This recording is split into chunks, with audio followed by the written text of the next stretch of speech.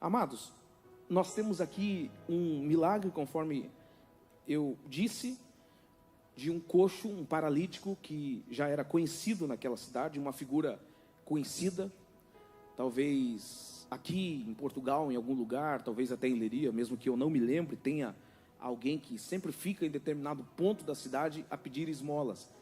E se por acaso a gente passa por aquele lugar e vê um pedinte, e em algum momento a gente passa, algum dia a gente passa e não vê mais aquele pedinte, a gente sempre fica, o que será que aconteceu, não é? Eu, por exemplo, não me lembro de um pedinte aqui em Leiria, talvez tenha, mas eu não me lembro.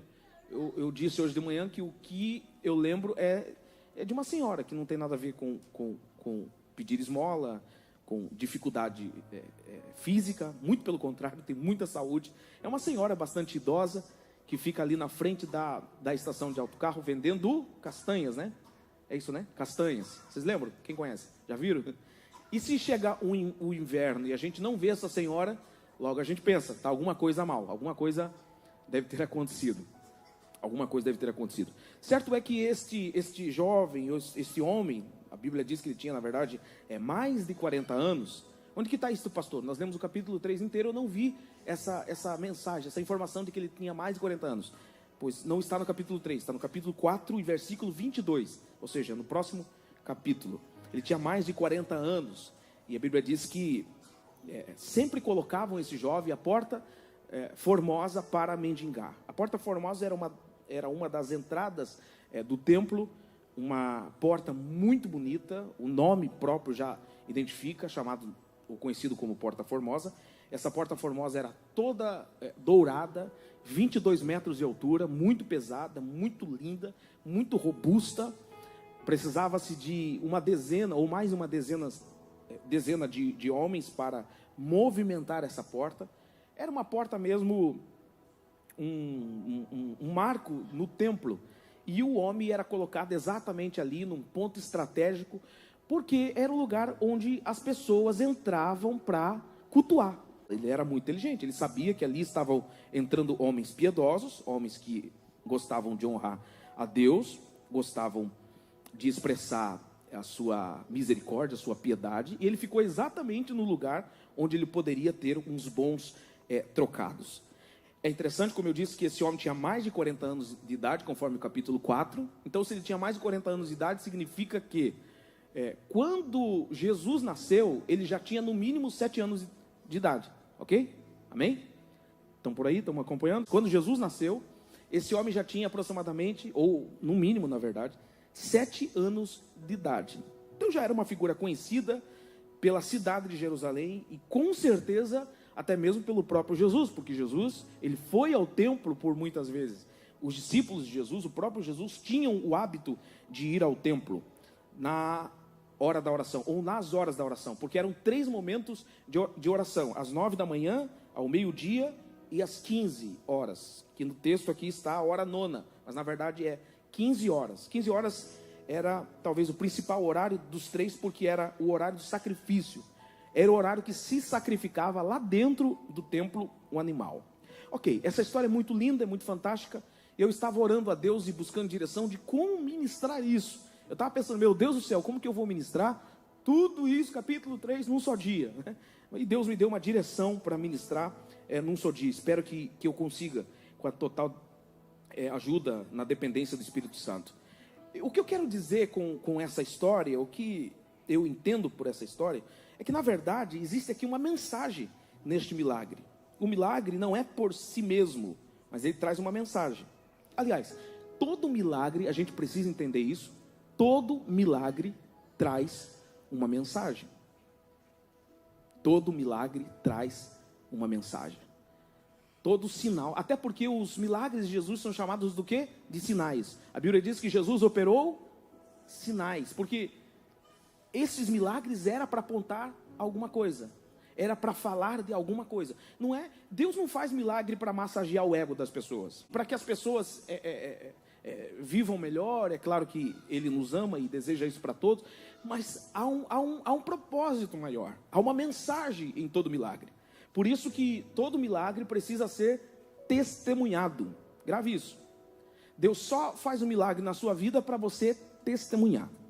Todo milagre precisa ser testemunhado. Está aqui culto de intercessão próprio para isso. Temos ouvido muitos milagres, porque todo milagre é uma mensagem. Todo sinal é uma mensagem. Toda sinalização de trânsito, por exemplo, é uma mensagem.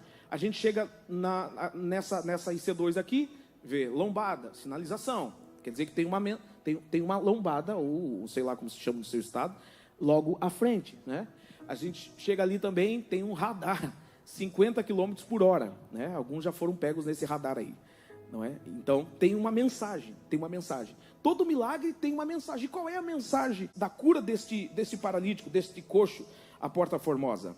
Nós podemos perceber que existe aqui uma mensagem muito forte, que não é apenas uma mensagem de cura, mas é uma mensagem de salvação, por incrível que pareça. E eu quero que você acompanhe esse raciocínio comigo.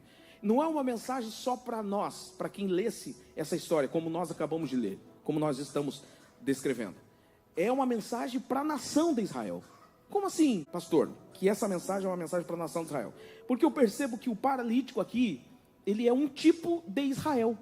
Quando eu falo de Israel, eu estou falando da nação de Israel, com relação ao seu território, com relação ao país. Então, o coxo representa Israel, por pelo menos 3 motivos. Deixa eu dar esses 3 motivos. O porquê que o coxo representa Israel. Primeiro, ele estava na porta do templo. Tinha o templo, mas estava espiritualmente paralisado. É assim que está a nação de Israel hoje. Paralisada, não é? É alguém que tem o templo, ou tinha o templo, né? Porque na verdade, depois, ainda no primeiro século, o templo foi destruído. Mas é alguém que tinha o templo, mas estava paralisado espiritualmente. E até hoje, a nação de Israel se encontra paralisada espiritualmente. De modo que a nação de Israel, escute isso, não tem o que nós temos. A nação de Israel não tem o que você, português, tem. Você, brasileiro, tem. Você, minha filha, espanhola, tem. A nação de Israel não tem, claro, em alguns casos, exceções, aqueles que aceitaram a Cristo como Salvador, mas eles não têm essa graça que nós recebemos, porque eles rejeitaram o Messias. Cristo veio para eles, capítulo 1 do Evangelho de João, Cristo veio para eles, Cristo veio para os seus, mas os seus lhe rejeitaram, eles perderam e ficaram paralisados, estão paralisados até hoje. Segundo motivo, por que o coxo representa a nação de Israel? Porque esse coxo era alguém que mendigava, e assim como Israel até hoje mendiga. Então Israel é como um mendigo, está a mendigar. Lembremos-nos que aqui no começo de Atos, no capítulo 1 e versículo 6, nós percebemos um desejo do povo de Israel, dos discípulos, enfim, que era ter o território restaurado. Eles pensavam que Jesus viria montado num cavalo branco e tiraria o que usurpou o poder, o trono, o governo, tiraria e se assentaria no seu lugar. Eles pensaram que Jesus fosse fazer isso. Tanto é que eles perguntam em Atos 1:6, Senhor, o Senhor veio para isso? Será este o tempo em que restaurarás o reino de Israel? Se puder colocar esses versículos que eu vou citando. Será este o tempo em que restaurarás o reino de Israel? E aí Jesus, no versículo 7 de Atos 1, disse, não vos compete saber tempos ou estações que o Pai reservou pelo seu poder. Isso no versículo 7. Jesus respondeu, não interessa. Então, o que eles sempre quiseram, na verdade, não era muita questão espiritual, era mais questão territorial. Vocês estão entendendo? O que eles sempre buscaram, sonharam, a realização desse sonho, era ter as terras que Deus prometeu aos seus ancestrais, Abraão, Isaque e Jacó. E Israel até hoje, a nação de Israel, até hoje eles não têm essas terras que Deus prometeu na sua totalidade, eles não têm. Um dia eles terão, mas ainda eles não têm. Por isso aquela guerra toda no Oriente Médio, não é? Agora a última guerra contra o Irã, ou o Irão, né? Conforme diz aqui em Portugal. Mas um dia toda a terra, Deus fará com que seja do povo de Israel. Faixa de Gaza, onde Jesus nasceu, a cidade de Belém, que já está dominada pelos muçulmanos, enfim. Toda aquela terra será de Israel. Então esse sempre foi um sonho, um velho sonho, um antigo sonho dos judeus. Por isso eles perguntaram no capítulo 1, versículo 6, será este o tempo que restaurarás o reino de Israel? E no capítulo 1, versículo 7, Jesus responde, não vos compete saber tempos ou estações que o Pai reservou pela sua própria autoridade. Aí no versículo 8 do capítulo 1, Jesus diz, mas recebereis poder. Quando Jesus diz mas, quer dizer, eu tenho algo melhor para vocês. Quando Jesus diz mas recebereis poder, Jesus está dizendo, isso que vocês querem não vai acontecer ainda, não vai acontecer agora, mas vai acontecer um dia. Mas, por enquanto é mas, recebereis poder. Interessante que quando, pode colocar o versículo 7, quando eles perguntaram no versículo 6, será este o tempo em que restaurarás o reino de Israel?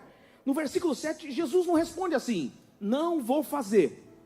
Jesus não disse que não ia fazer. Jesus disse que não era o tempo. Está aí o versículo 7. Respondeu-lhes, não vos compete conhecer tempos ou épocas que o Pai reservou pela sua exclusiva autoridade. Ou seja, Jesus não está dizendo que isso não vai acontecer, porque isso vai acontecer. É profecia. Os profetas disseram, vai acontecer. Israel vai ter o seu território na plenitude. Deus reinará no meio do seu povo. A profecia de que alguém da descendência de Davi se assentaria no trono e reinaria perpetuamente vai acontecer.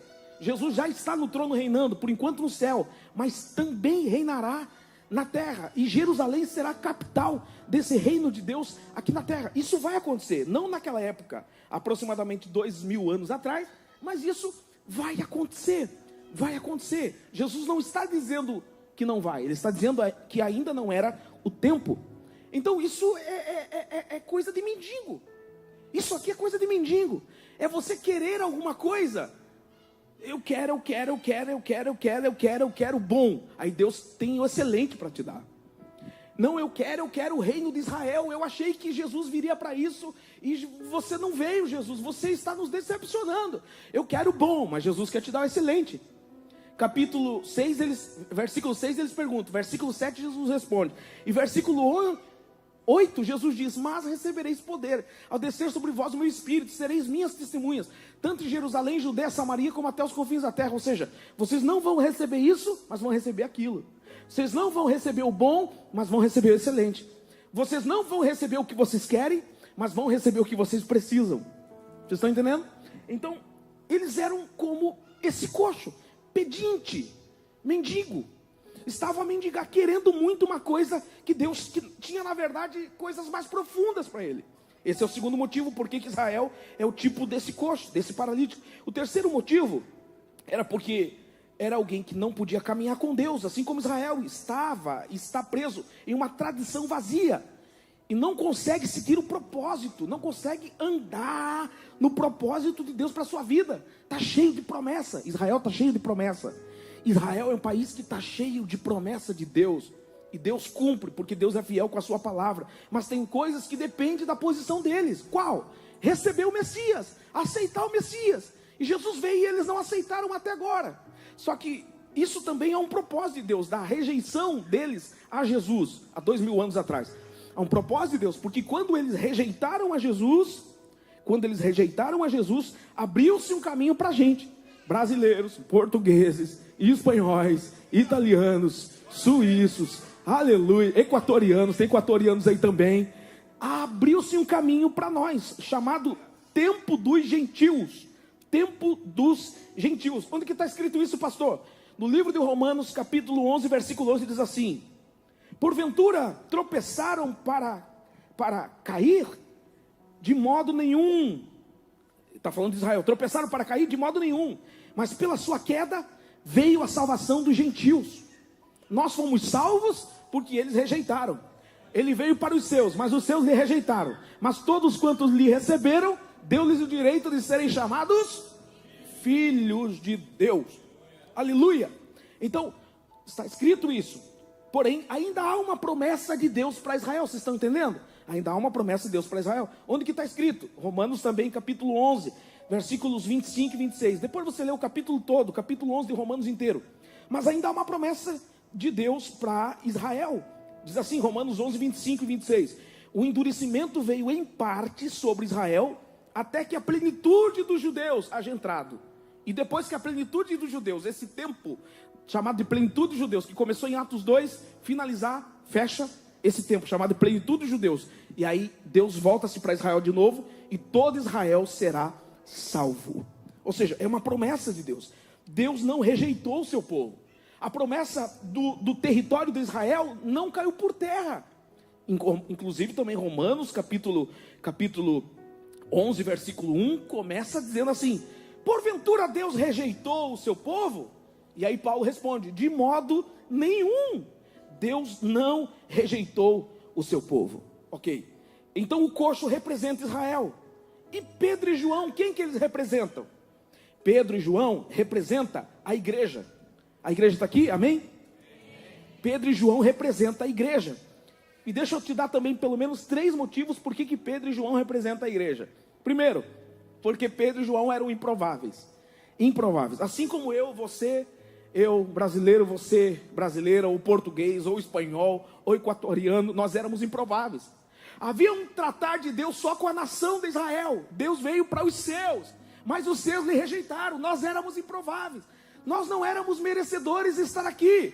Mas conforme disse Paulo aos Gálatas, no capítulo 3, para que a bênção de Abraão chegasse aos gentios em Cristo, a fim de que pela fé recebêssemos o Espírito prometido.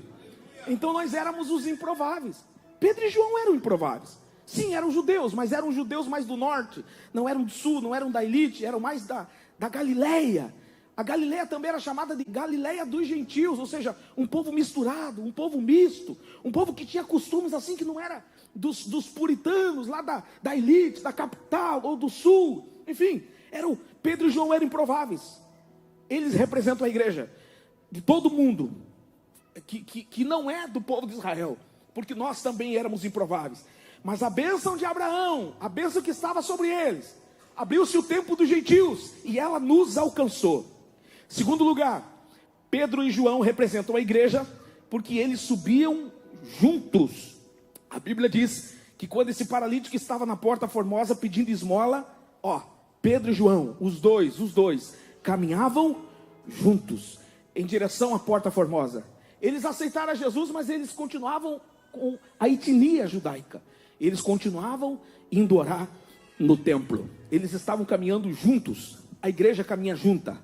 A igreja caminha junta. Por isso que Pedro e João representam a igreja. Apesar das diferenças. Pedro era um cara mais impulsivo, um cara falante, um cara que se alguém perguntasse, ele era o primeiro a responder. E até quando não perguntava, ele respondia a si mesmo. Ele era esse tipo sanguíneo. E João já era mais calado, analítico. João já era mais calmo, já era mais devagar. Mas a gente vai perceber que Pedro e João estão sempre juntos, sempre juntos. Por exemplo, lá, quando Jesus ressuscitou e foram ao sepulcro, quem que foi ao sepulcro ver os lençóis colocados assim, dobrados? Quem que foi ver? Pedro e João. A gente vai ver que eles estão sempre juntos. Jesus, certo dia também, na última ceia, disse para Pedro e João preparar a última ceia. Eles estão sempre juntos, sempre juntos, sempre juntos. Porque a igreja precisa estar junta.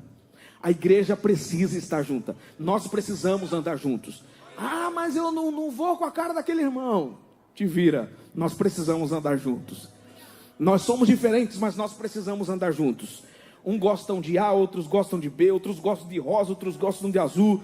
Um é mais rico, outro é mais pobre. Um é mais clarinho, outro é mais moreninho. Um é mais alto, outro é mais baixo. Um fala mais alto, outro fala mais baixo. Enfim, um é mais brabo, outro é menos brabo. Um é mais inteligente, o outro nem tanto. Dificuldade cognitiva. Mas nós precisamos andar juntos.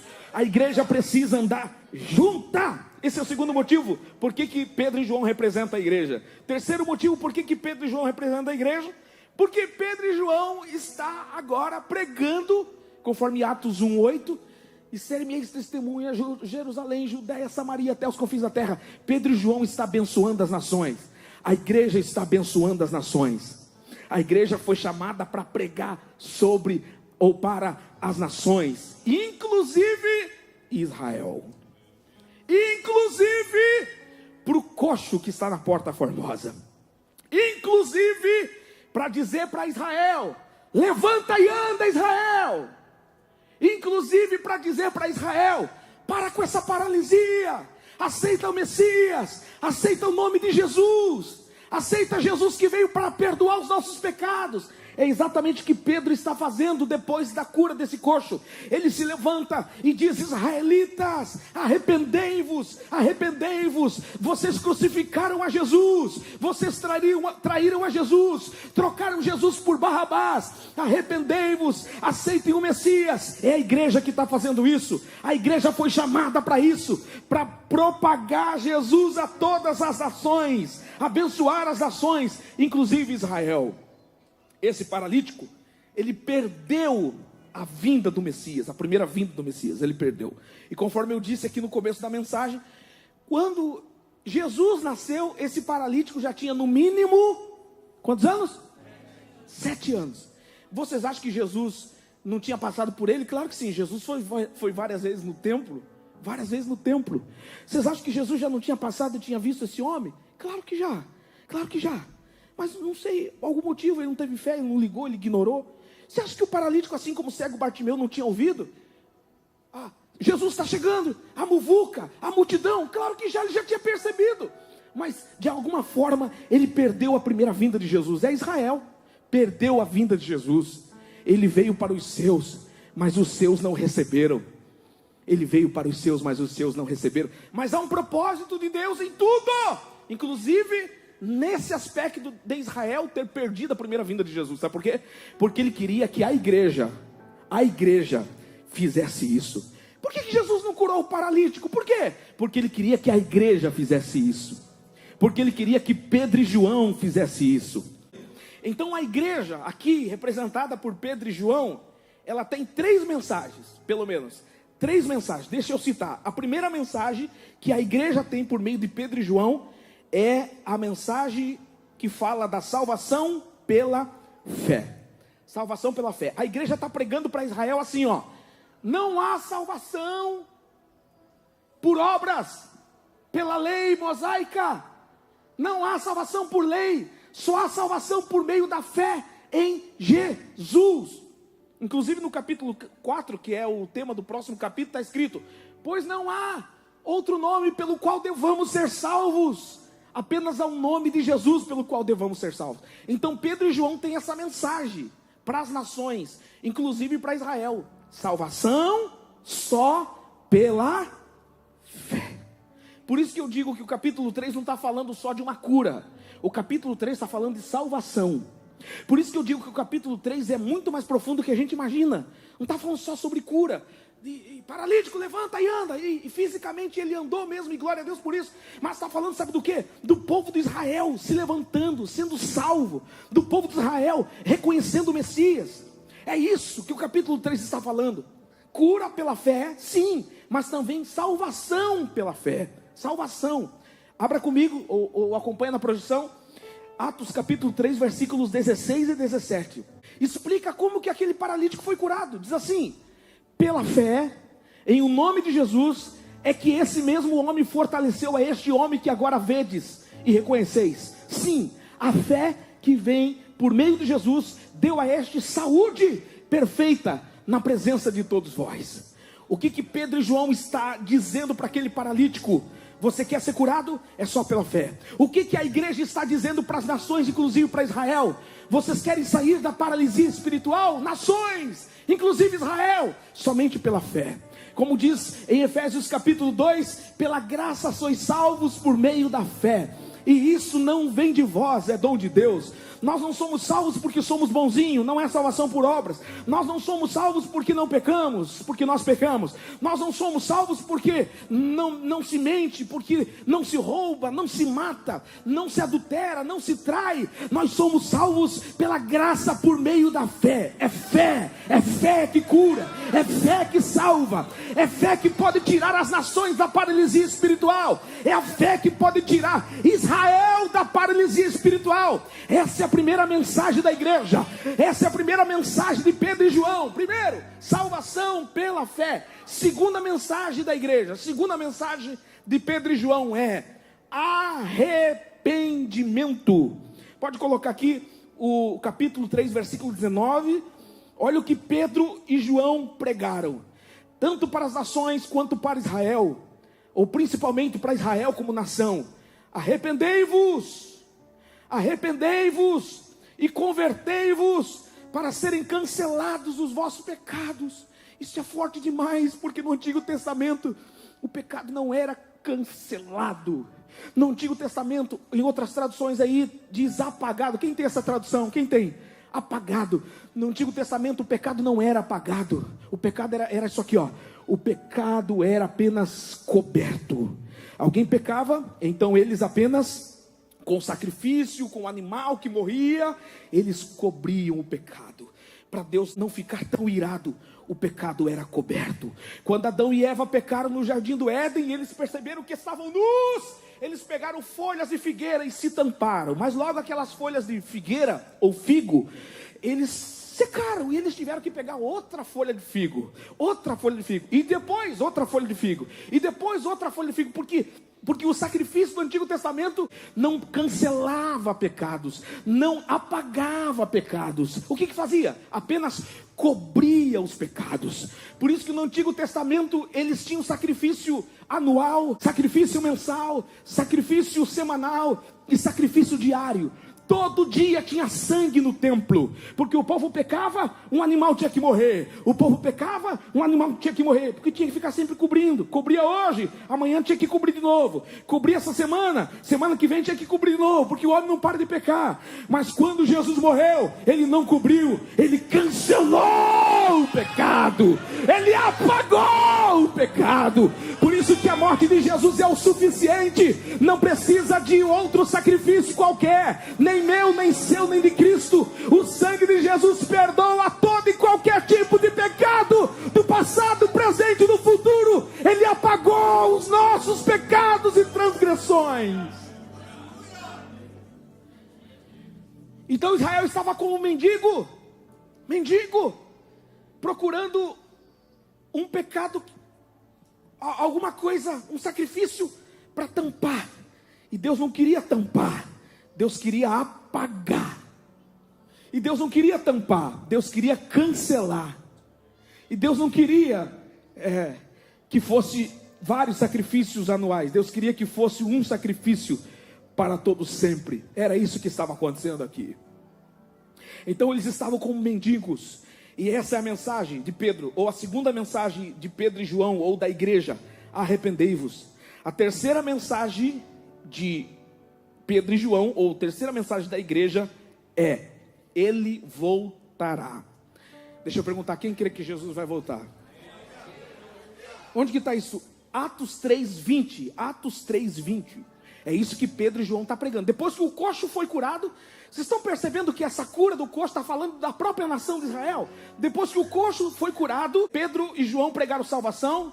Em segundo lugar, pregaram arrependimento. E em terceiro lugar, pregaram: ele vai voltar. Está escrito, Atos 3:20, a fim de que da presença do Senhor venham tempos de refrigério. Ou seja, Pedro está dizendo: há um tempo de refrigério para vocês. Um tempo de refrigério que é o que vocês sempre tiveram por vontade, por sonho, que é a nação de Israel, o território de Israel. Vai vir esse tempo que os vossos inimigos não estarão entrando no vosso território e fazendo o que fizeram algum tempo atrás, alguns poucos anos atrás, o atentado que foram lá naquele baile e mataram judeus, mataram jovens. Haverá um tempo de refrigério para vocês. Essas guerras no Oriente Médio vai acabar. Haverá um tempo de refrigério para vocês. Ou seja, vocês vão ter a terra de vocês, na sua plenitude e na sua forma perpétua também. Haverá um tempo de refrigério. E que envie ele o Cristo, que já vos foi designado. Ou seja, Jesus já vos foi designado, já veio, vocês perderam, mas ele vai voltar. Ele vai vir de novo, ao qual é necessário que o céu receba até os tempos da restauração. Ou seja, Pedro está dizendo: é necessário que esse Jesus, que já vos foi designado, mas vocês perderam, está no céu e continue no céu até o tempo que chegue a restauração. Quando for o tempo da restauração de todas as coisas, inclusive de Israel, inclusive desse paralítico que está mendigando, inclusive desse paralítico que está coxo, paralisado, mendigando, que é vocês, Israel.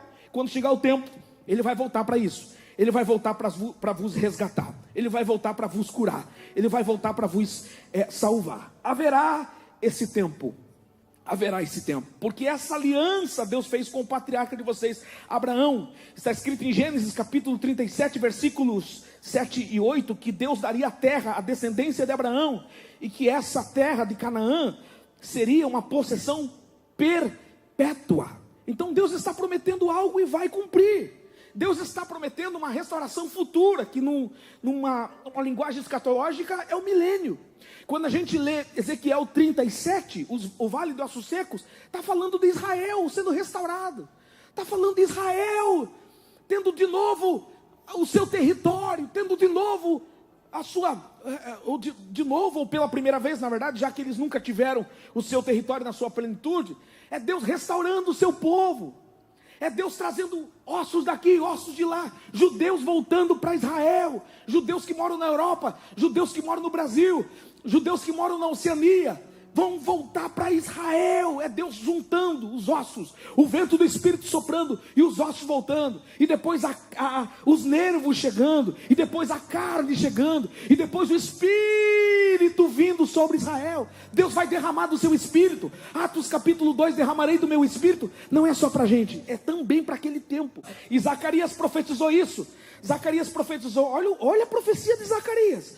Olha a profecia de Zacarias, que quando chegar o tempo da restauração de todas as coisas, Jesus vai voltar, e os pés de Jesus estarão sobre o Monte das Oliveiras. Os pés de Jesus estarão sobre o Monte das Oliveiras. Ou seja, ele vai vir para os judeus nesse tempo, com esse propósito. Ele vai vir para os judeus. Os pés de Jesus estarão sobre o Monte das Oliveiras. Quando Jesus estiver com seus pés no Monte das Oliveiras, os judeus vão olhar e vão dizer isso aqui. Olha o que eles vão dizer, coloca aí para mim. Zacarias capítulo 13, versículo 6. Olha o que eles vão dizer. Que feridas são estas nas suas mãos? Dirá ele, responderá ele: são as feridas com que eu fui ferido na casa dos meus amigos. Eles vão reconhecer que esse que colocou os pés no Monte das Oliveiras é Jesus. Eles vão reconhecer pelas mãos, pelas feridas nas mãos. E aí, Jesus vai dizer: eu fui ferido na casa dos amigos, eu fui traído. Essas feridas é por causa disso. E então haverá um espírito de súplica em toda a nação de Israel. Onde que está escrito isso, pastor? Ainda na profecia de Zacarias capítulo 12, versículo 10, olha o que diz: e sobre a casa de Davi, e sobre os habitantes de Jerusalém, derramarei o espírito de graça e de súplica, e olharão para mim. Não é o dia de Pentecostes esse derramamento aqui, não é? Por quê? Porque nesse derramamento aqui, Jesus vai estar fisicamente, com os pés no Monte das Oliveiras. Vocês estão entendendo ou não? Amém ou não amém? Ele vai estar fisicamente. Por isso que Zacarias está profetizando. E sobre a casa de Davi, e sobre os habitantes de Jerusalém, derramarei o espírito de graça e de súplicas. Eles chorarão, olharão para mim, olharão para as mãos perfuradas, reconhecerão quem eu sou, a quem transpassaram, e prantearão. Haverá um arrependimento nacional. Todo Israel vai se arrepender nacionalmente. Por isso que a Bíblia diz em Romanos capítulo 11, versículo 1. Por isso que a Bíblia diz: porventura rejeitou Deus o seu povo? De modo nenhum. Deus não rejeitou o seu povo. O endurecimento por parte de Israel, que está em Romanos capítulo 11, versículo 25. O endurecimento veio em parte sobre Israel, até que a plenitude dos gentios haja entrado. E depois todo Israel será salvo, porque o Espírito de Deus será derramado sobre eles, e eles perceberão o Cristo que crucificaram, pelas marcas nas mãos. Eles perguntaram: que feridas são essas? E Jesus vai responder: são as feridas com que foi ferido na casa dos meus amigos. Isso é Israel. Isso é Israel. Deus prometeu para a igreja o céu. E quando eu falo que Deus prometeu para a igreja o céu, a igreja é composta de todos que aceitam a Jesus como Salvador: espanhóis, brasileiros, equatorianos, italianos, suíços, ciganos, todos. Aceitou Jesus, faz parte da igreja. Então, Deus prometeu para a igreja o céu. Pastor, onde que está escrito isso? Filipenses capítulo 3, versículo 20. Pois a nossa pátria está nos céus. Alguém pode dar glória a Deus ou não? A nossa pátria está nos céus, de onde também aguardamos o Salvador. Filipenses 3:20. Nosso Senhor Jesus Cristo. Onde que está escrito isso? João capítulo 14, versículos 1 e 2 também está escrito: não se turbe o vosso coração, credes em Deus, credes também em mim. Na casa de meu pai. Onde que é a casa do pai? Onde é? Onde é? Aponta para lá. Na casa de meu pai há muitas moradas. Se não fosse assim, eu teria dito: vou preparar-vos lugar. E quando eu vos preparar lugar, virei outra vez e vos levarei para mim mesmo, para que onde eu estiver, estejais vós também. Então, para a igreja, Deus prometeu o céu. Mas para Israel, se ele for crente, se ele aceitar Jesus, ele vai ter duas coisas: céu e terra. Céu e terra. Porque Deus prometeu para Abraão a Canaã na sua totalidade. Faixa de Gaza, Belém, Cisjordânia, tudo. Deus vai dar para os judeus, porque Deus é um povo só. Igreja é um povo só junto com Israel quando aceitam a Jesus. Mas querendo ou não, Deus trata Israel de forma distinta.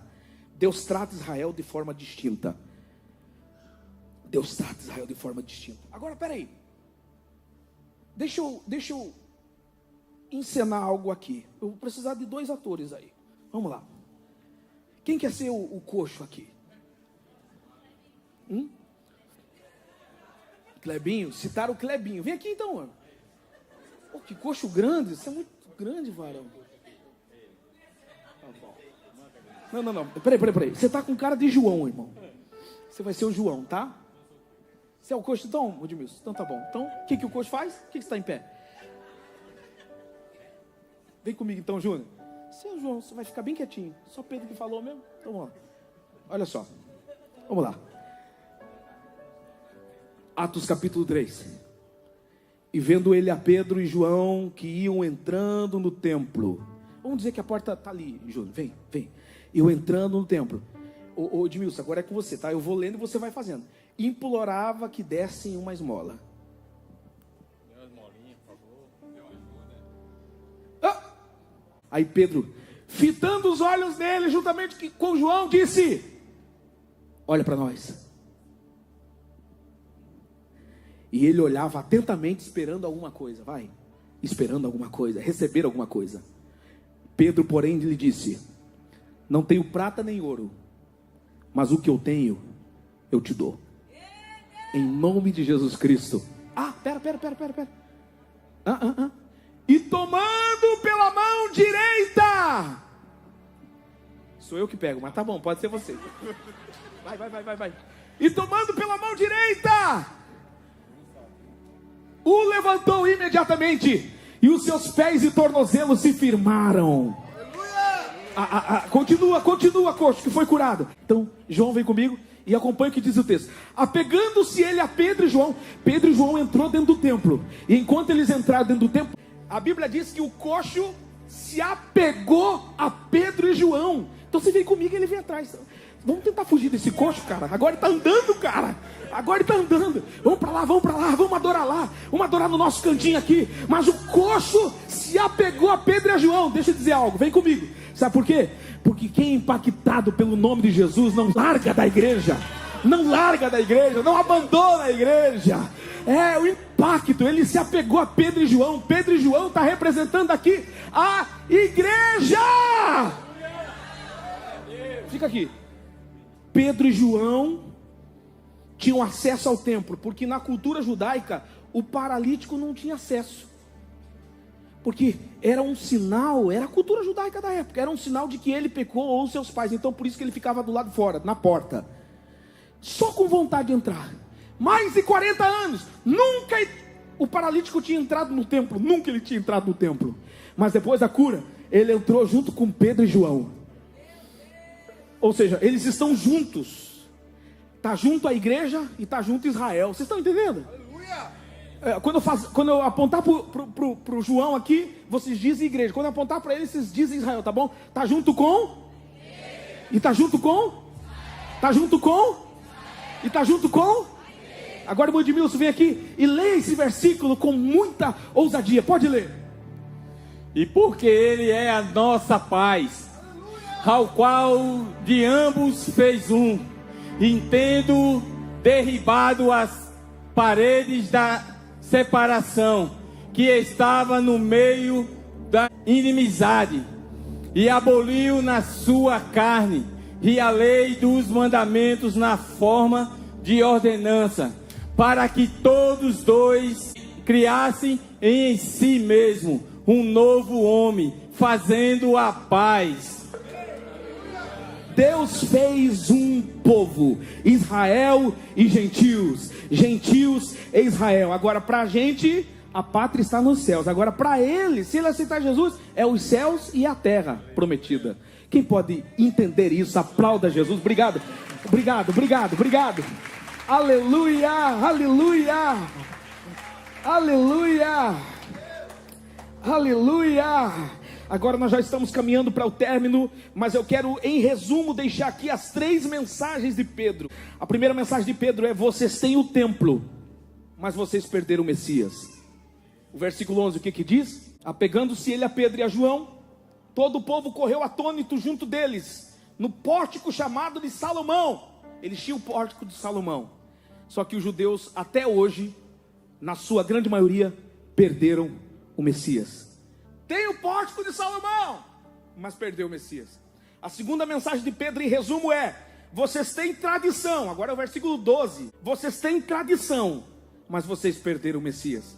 Versículo 12 diz: à vista disso, Pedro se dirigiu ao povo, dizendo: israelita, por que vos estáis maravilhados disso? Ou por que fitas os olhos em nós, como que se pelo nosso próprio poder ou piedade o tivéssemos feito andar? Sabe o que Pedro está dizendo aqui? Por que vocês estão maravilhados? Vocês conhecem de milagre, meu Deus, mais do que todas as gentes, mais do que todos os povos. Foi esse povo aqui que viu o mar vermelho se abrir. Foi esse povo aqui que viu as muralhas cair. Foi esse povo aqui que viu o maná cair do céu.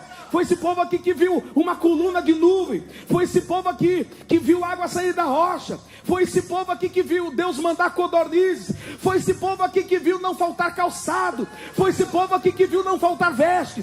Foi esse povo aqui que viu Deus derrotar os seus inimigos na entrada de Jericó. Vocês entendem de milagre, de proezas, de maravilhas. E por que vocês estão assim, perplexos? Ou seja, vocês têm tradição, vocês têm história, vocês só perderam o principal, o Messias. Vocês só estão com a história. Deus está falando com alguém nessa mensagem? Primeiro, tem o templo, mas perderam o Messias. Segundo, vocês têm tradição, mas perderam o Messias. E terceiro, vocês têm os patriarcas, mas perderam o Messias. Versículo 13 agora: o Deus de Abraão, de Isaque e de Jacó, o Deus nossos pais, glorificou o seu servo Jesus, a quem vós traístes e negastes perante Pilatos, quando havia decidido soltá-lo. Ou seja, vocês têm Abraão, vocês têm Isaque e vocês têm Jacó, vocês têm os patriarcas. E o versículo 24 também diz: e todos os profetas, a começar com Samuel, assim como todos quantos depois falaram, também anunciaram esses dias aqui. Versículo 25: vós sois os filhos dos profetas. Vocês têm os patriarcas, vocês têm tradição. Vocês são os filhos dos profetas e da aliança que Deus estabeleceu com os vossos pais. Versículo 22: disse na verdade Moisés. Ou seja, vocês têm Moisés, vocês seguem a lei de Moisés, vocês se orgulham da lei de Moisés, vocês têm Moisés. Só que Moisés disse uma coisa que vocês não seguem. E o que Moisés disse? Versículo 22: o Senhor Deus vos suscitará dentre os vossos irmãos um profeta semelhante a mim, a ele ouvireis em tudo quanto vos disser. Ou seja, vocês veneram Moisés, aplaudem Moisés, mas não seguem o que Moisés manda. Moisés falou de Cristo, Cristo veio e vocês perderam. Moisés avisou que o profeta viria, e vocês o rejeitaram, o crucificaram, vocês o perderam. Como que pode? Vocês têm Abraão, tem Isaac, tem Jacó, tem os profetas, tem Moisés, segue a lei, guarda o sábado, mata animal, só não aceita o que o Moisés falou, não aceita o Messias. Digam comigo: tem o templo, mas perderam o Messias. Diga comigo: tem tradição, mas perderam o Messias.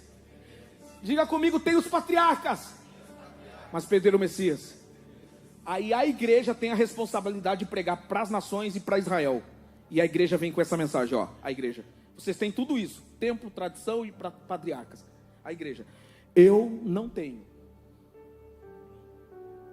prata e nem ouro.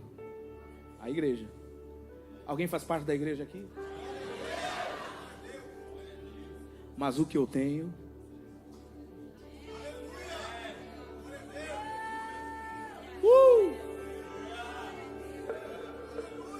mas o que eu tenho, isso eu te dou. Levanta e anda. Eu tenho o Messias. Eu tenho o Messias. Eu tenho o Messias. Quem tem o Messias? Quem tem o Messias? Fica em pé quem tem o Messias. Fica em pé quem tem o Messias. Aleluia, aleluia. A igreja pode não ser rica financeiramente, mas se ela tiver o Messias, a igreja pode não ter um painel de LED, mas se ela tiver o Messias. A igreja pode não ter um som sofisticado, mas se ela tiver o Messias. A igreja pode não ter bons pregadores, bons cantores, bons instrumentos, mas se ela tiver o Messias, não existirá paralisia espiritual. Não existirá paralisia espiritual. Aleluia! Se eu não tenho a ti, não tenho nada, nada eu serei sem ti, Senhor. Só tua presença é o que me basta.